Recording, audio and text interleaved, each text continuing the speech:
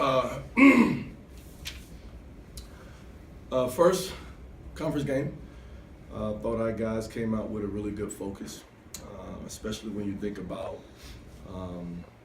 the team that we were going against within the Princeton offense, having to adjust what you do defensively because of what they like to take advantage of. I thought our guys did a good job 2 days prepping for it, and it showed carryover. I thought we did a great job taking away their backdoor cuts. I think the only one we gave up was against Alex late in the second half.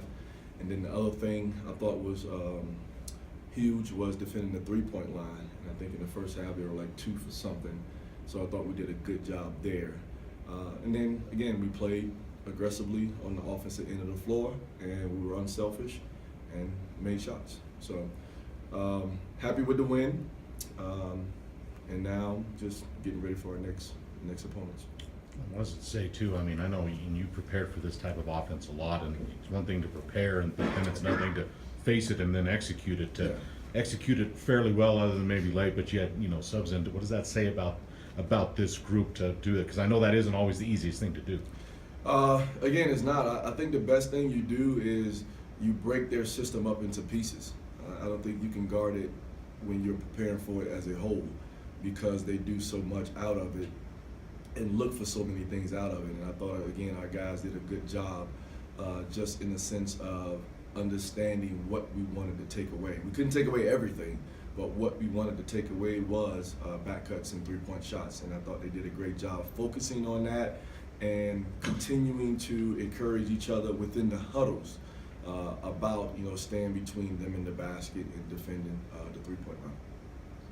With Lou out and a couple of bigger guys in foul trouble, it seemed like Alex and Andrew were 2 guys who really stepped up tonight. Was it nice to see them kind of do that with a couple holes to fill in? Again, I mean, I think that's the best part about this group. We got numbers, and I was actually happy with Andrew. I've been trying to figure out how to get him in there a little bit more because of what he brings to the table with his athleticism and his ability to move his feet. And finish around the rim. Thought that was a good showing by him. And then Alex, just playing more minutes. I mean, stepping up in the sense of being out there a little bit longer because of not having Lou. And even Mo, was trying to get him out there a little bit more as well, but he had a setback with his shin.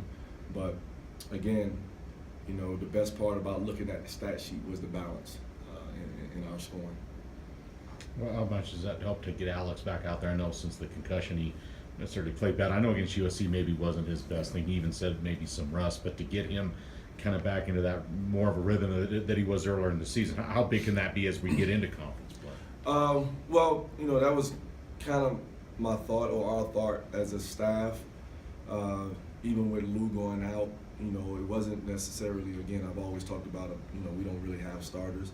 But I thought this would be a good game for him to really get back into form because of the concussion, and I thought he did a heck of a job. Not only shooting the basketball, he put it on the floor a few times and was aggressive and made the extra pass. But I thought he defended well outside of that back cut. I thought he defended well. But again, overall, I thought it was a good team effort that helped us come away with the victory. Do you know what Lou and Mo's statuses will be going forward? Mo was more just re-aggravated. I would hope he'll be back for our next game against UNLV.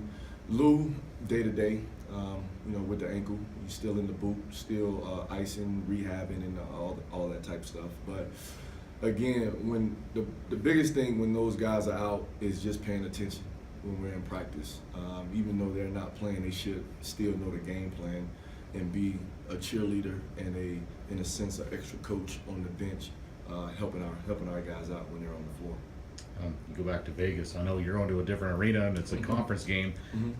Any thoughts of that? And I'm sure you were just focused on this game, but any early thoughts on UNLV? To be honest with you, I haven't seen him play. Probably like any other coach in the country, when the game's over, you look at other scores. So that's all I pretty much know about Vegas. Outside of, I know a lot of guys left last year.